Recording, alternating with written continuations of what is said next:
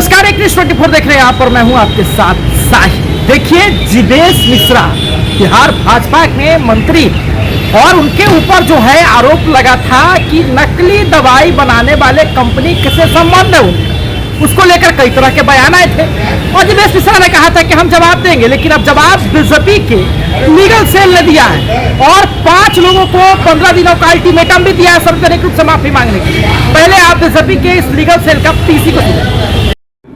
कोई बीमार भी होगा है, कोई प्राइवेट कंप्लेन किसी भी तरह का उस मैन्युफैक्चरर के खिलाफ भी दाखिल नहीं हुआ गया।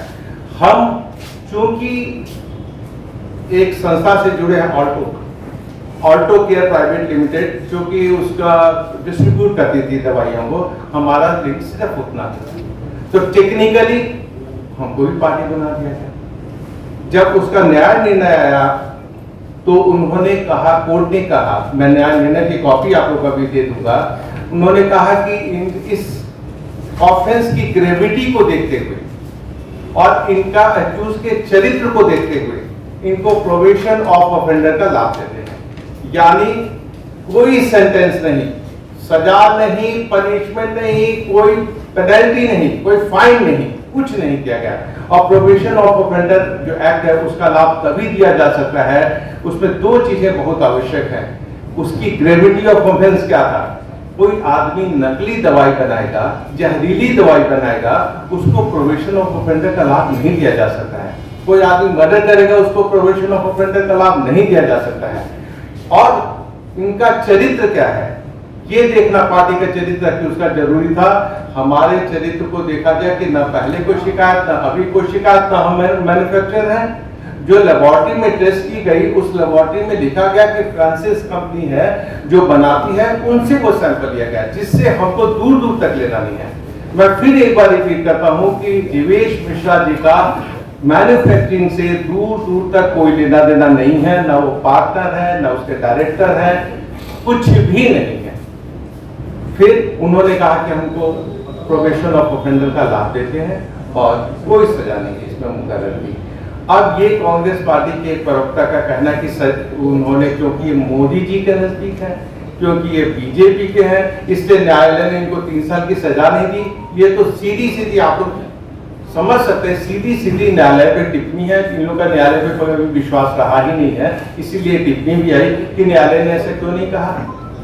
इसका भी हम संज्ञान लेंगे और इसमें क्या कार्रवाई की जा सकती है कि उन्होंने कोर्ट के न्यायाधीश पर टिप्पणी की है, एडवर्स टिप्पणी की है, इसको भी हम लोग देखेंगे। 4-5 आदमियों को अभी हम बता रहे हैं, रोहिणी आचार्य जी को, पप्पू यादव जी को, ऋषि मिश्रा, मस्तूर अहमद उस्मानी और कांग्रेस पार्टी को हम लीगल नोटिस भेज चुके हैं। इनसे हमने 15 दिनों के अंदर जवाब मांगा है कि आप सार्वजनिक रूप से माफी मांगे, अन्यथा हम लोग आपके विरुद्ध जो विधि संपन्न कार्रवाई होगी वो करेंगे। इसमें एक और चीज ऐड करना चाहते हैं, जो भी न्यायाधीश मैंने आपको बताया सीजीएम कोर्ट से, उसको चूंकि हमारे मंत्री जी लॉ अबाइडिंग सिटीजन है, कोर्ट की शरण में गया और हमने एक अपील दाखिल की। उस अपील का नंबर है अपील संख्या 75/2025 और उसकी सुनवाई हुई 30/6/25 को।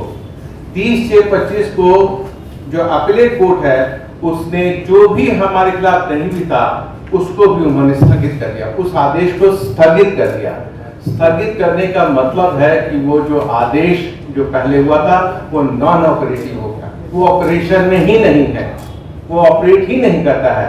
ये 30 तारीख को हो चुका है और जितनी भी टिप्पणियां आई या सोशल मीडिया पे खबरें आई या इन्होंने प्रेस को संबोधन किया, वो सब 30 तारीख के बाद है, जिसमें कहीं नहीं इन्होंने कहा वो आदेश को स्थगित कर दिया गया है अपीलेट कोर्ट ने।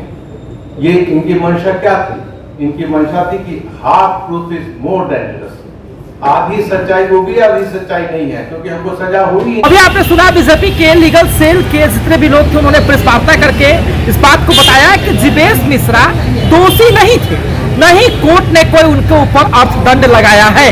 देखिए, जिवेश मिश्रा के बारे में कहा जा रहा था कि नकली दवाइयों का जो है व्यवसाय है इनका, लेकिन स्पष्ट तरीके से बीजेपी के जो लीगल सेल है इस बात को स्पष्ट कर देती है कि नहीं, जो दवाइयां बनती थी जिसके ये डिस्ट्रीब्यूटर हुआ करते थे, इनकी कंपनी जो डिस्ट्रीब्यूटर हुआ करती थी, उससे इनका जो है अभी फिलहाल में कोई संबंध नहीं है। और जो मैन्युफैक्चरिंग वाले कंपनी थे अगर दोषी भी है तो वो है, डिस्ट्रीब्यूटर दोषी नहीं है।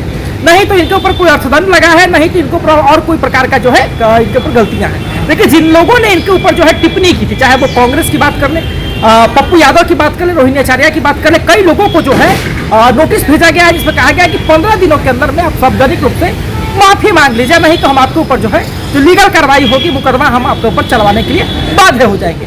हालांकि देखना बहुत दिलचस्प होगा कि इस मामले में आगे क्या नया मोड़ आता है। देखते रहे सभी अपडेट्स के लिए एक निश्चित रिपोर्ट। धन्यवाद।